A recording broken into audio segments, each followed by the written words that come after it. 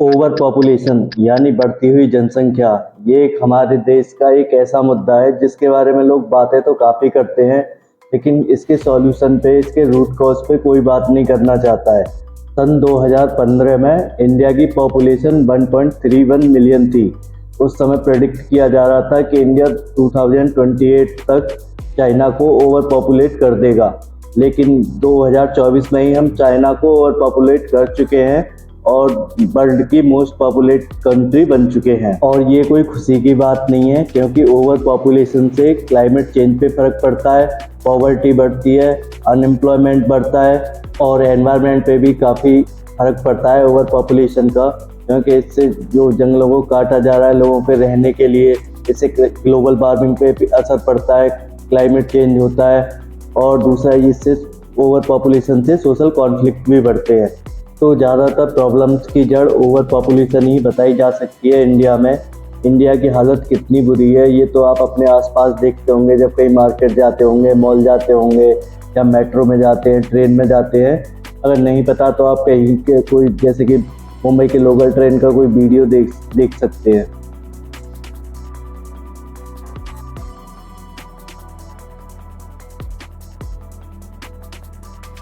लेकिन जब over population के सॉल्यूशंस की बात आती है तो ज़्यादातर लोगों के दिमाग में आती है चाइना की वन चाइल्ड पॉलिसी।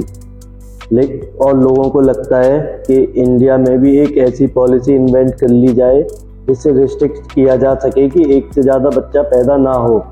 लेकिन ज़्यादातर लोगों को ये नहीं पता कि ये जो वन चाइल्ड पॉलिसी थी ये चाइना के लिए एक फेलियर साबित हुई, जिसे 30 साल बाद 2015 में बंद कर दिया गया। बंद इसलिए कर दिया गया क्योंकि चाइना की वन चाइल्ड पॉलिसी से जेंडर इम्बैलेंस काफ़ी बढ़ गया, वहाँ पे फीमेल फेटिसाइड बढ़ गया।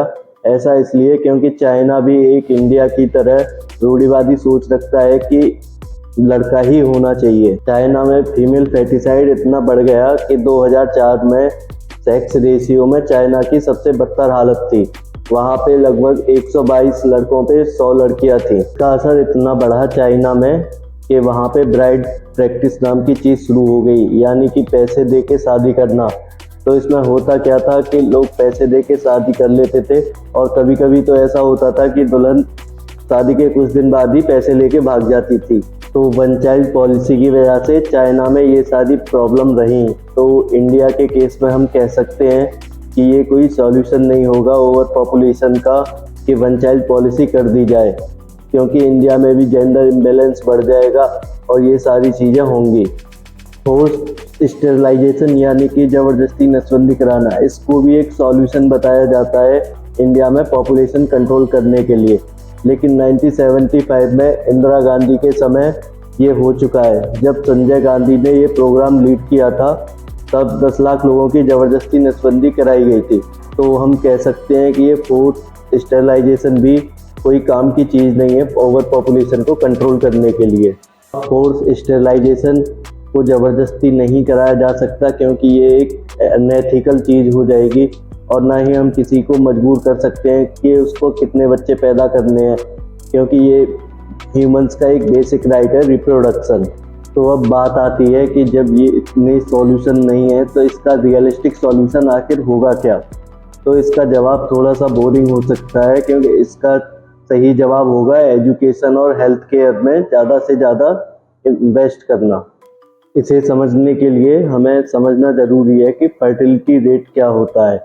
फर्टिलिटी रेट का मतलब होता है कि किसी पर्टिकुलर कंट्री या पर्टिकुलर स्टेट में एक नॉर्मल औरत अपने लाइफ टाइम में कितने बच्चे पैदा कर सकती है। अगर फर्टिलिटी रेट 2 है तो इसका मतलब कि हर औरत 2 बच्चे पैदा करेगी। 2 बच्चे अगर पैदा हो रहे हैं तो 2 लोग मर भी रहे हैं। तो इससे क्या होता है कि जो हमारी पॉपुलेशन है वो स्टेबल रहती है।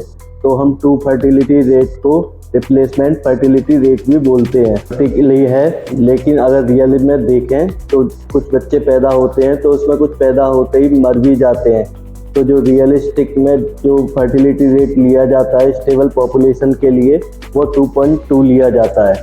अगर किसी भी कंट्री या स्टेट का फर्टिलिटी रेट 2.2 पे पहुंच जाता है तो इसका मतलब है कि फ्यूचर में उसका जो पॉपुलेशन है वो स्टेबल रहेगी।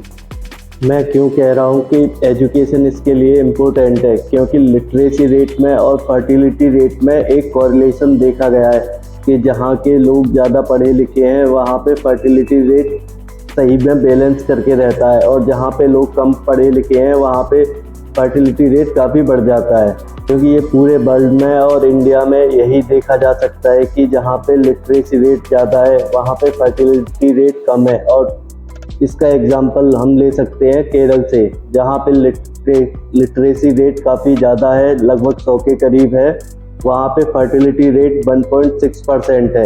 और अगर हम बात करें जैसे कि बिहार, यूपी, मध्य प्रदेश, यहाँ पे लिटरेसी रेट कम है तो यहाँ पे फर्टिलिटी रेट काफ़ी ज़्यादा। तो इसका एक रियलिस्टिक सॉल्यूशन यही है कि लिटरेसी रेट को इंडिया में बढ़ाया जाए ताकि फर्टिलिटी रेट कम हो सके। जैसे कुछ स्टेट्स हैं जहाँ पे शिक्षा का बजट काफ़ी बढ़ाया गया है, जैसे कि त्रिपुरा, दिल्ली, केरला, आसाम। तो यहाँ पे क्या है कि लिटरेसी रेट बढ़ रहा है और फर्टिलिटी रेट धीरे धीरे कम हो रहा है। लेकिन हमारे जो सेंट्रल गवर्नमेंट है और कुछ स्टेट हैं वो उसके बिल्कुल उलट चल रही हैं। जैसे कि बात करें हम 2013 में हमारा शिक्षा बजट लगभग 4.57% था टोटल जीडीपी का, लेकिन ये आज की डेट में यानी 2024 में ये मात्र लगभग 3% रह गया है। तो आप एक तरफ चाहते भी हैं कि पॉपुलेशन कंट्रोल हो और आप शिक्षा का बजट भी नहीं बढ़ाना चाहते, तो ये काफ़ी मुश्किल चीज़ हो जाएगी पॉपुलेशन को कंट्रोल करना। क्योंकि अगर लोग लिटरेट ही नहीं हो पाएंगे, पढ़े लिखे नहीं हो पाएंगे, वो अपने हेल्थ को नहीं समझेंगे, तो वो कैसे कर पाएंगे ये चीज़ें कि उन्हें समझ में आए कि ज़्यादा बच्चे पैदा करना कोई सॉल्यूशन नहीं है किसी भी चीज़ का। आई होप कि अब तक आपको समझ आ गया होगा कि ओवर पॉपुलेशन के रूट कॉज क्या है और इसके सॉल्यूशन क्या हो सकते हैं। तो अगर आपको ये वीडियो पसंद आया हो तो इस वीडियो को लाइक करें और चैनल को सब्सक्राइब करें।